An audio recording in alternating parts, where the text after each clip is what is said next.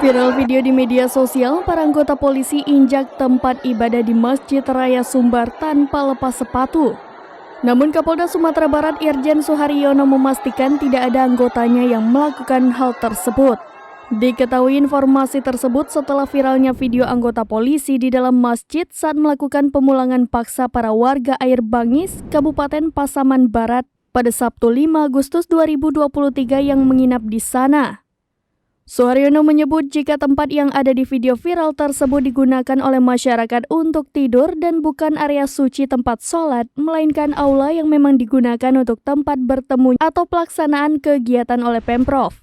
Bahkan kata Suharyono, masyarakat yang masuk ke sana juga memakai sandal dan alas kaki. Hal tersebut disampaikan oleh pengurus harian Masjid Raya Sumbar Rizardi Ma'arif bahwa lokasi di bawah masjid itu merupakan sebuah aula untuk perkumpulan.